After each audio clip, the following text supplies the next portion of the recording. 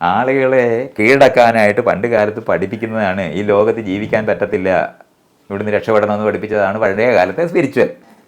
അങ്ങനെയൊന്നും അല്ല ജീവിതം മനസ്സിലാക്കേണ്ടതെന്ന് മനസ്സിലാക്കുമ്പോൾ തീരുന്നതാണത്.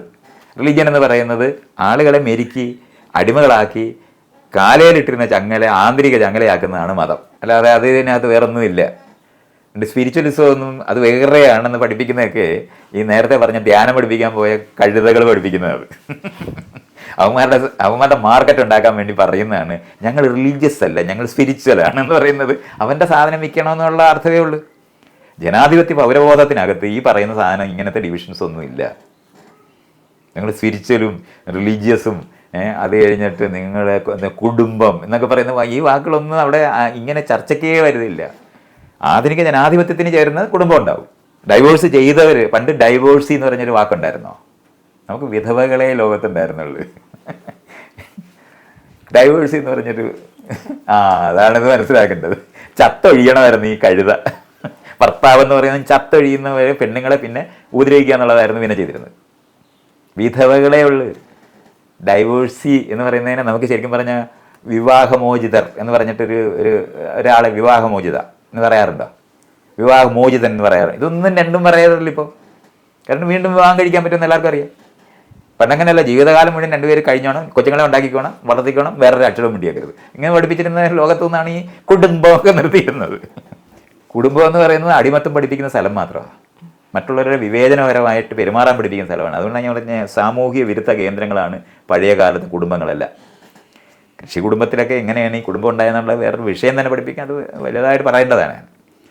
അല്ലാതെ നമ്മളിപ്പോൾ ഈ പറയുന്ന ജനാധിപത്യ കുടുംബം ഉണ്ടാകേണ്ടത് അതും ഇഷ്ടമുള്ളതുകൊണ്ട്, ഇഷ്ടം കൊണ്ട്, പരസ്പരം ഇഷ്ടം കൊണ്ട് യോജിച്ചു പോകുക എന്നവർ ഒന്നിച്ച് ചെയ്യുന്ന പ്രവൃത്തി മാത്രമാണ്. ഒരു കുഞ്ഞിനെ വളർത്തുന്ന കാലം അവർ ഒന്നിച്ച് ജീവിക്കുന്നുണ്ടാകും. അത്രേ ആവശ്യമേ ഉള്ളൂ. അവർക്ക് ഇഷ്ടമുണ്ടെങ്കിൽ തുടരാം. അവർ തുടരണ്ട എന്നുള്ള അർത്ഥമൊന്നുമില്ല.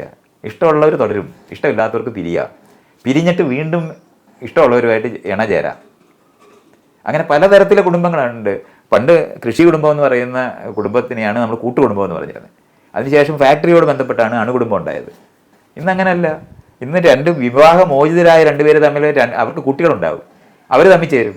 അതിന് ബ്ലഡഡ് ഫാമിലി എന്ന് പറയുന്നത്. ഇങ്ങനത്തെയുള്ള പലതരത്തിലുള്ള പുത്തൻ ഫാമിലികളൊക്കെ ലോകത്തുണ്ടായിട്ടുണ്ട്. ഇതൊന്നും അറിഞ്ഞുകൂടാതെ ഈ ആൾക്കാർ ഇങ്ങനെ ചർച്ച ചെയ്തുകൊണ്ടിരിക്കുമ്പോൾ ജനാധിപത്യ ബോധമുള്ള മനുഷ്യരല്ലാത്തതുകൊണ്ടാണ് ഇന്ന് ഈ പറയുന്ന തരത്തിൽ ഞങ്ങൾ റിലീജിയസ് അല്ല, ഞങ്ങൾ സ്പിരിച്വൽ ആണെന്ന് പറയുമ്പോൾ ഞങ്ങൾ ധ്യാനം പഠിപ്പിക്കുന്നവർ ഈ പറയുന്ന പുത്തൻ സാധനം വിൽക്കുന്ന ആൾക്കാർ മാത്രമാണ്.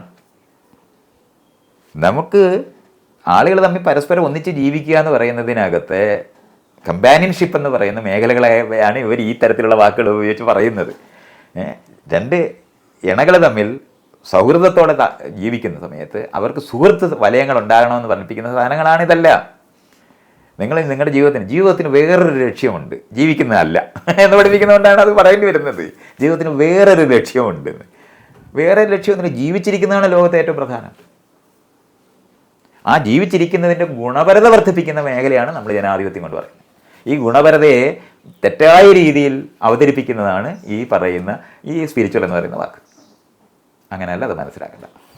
ജനാധിപത്യ സംസ്കാര വിരുദ്ധമായിട്ട് ജീവിച്ചിട്ട് അതിനകത്ത് നിന്ന് ഒറ്റയ്ക്കൊറ്റയ്ക്ക് രക്ഷപ്പെടുന്ന മോചനത്തിൻ്റെ യുക്തികൾ പഠിപ്പിക്കുന്നവരാണ് ഈ സ്പിരിച്വലിസ്റ്റുകൾ.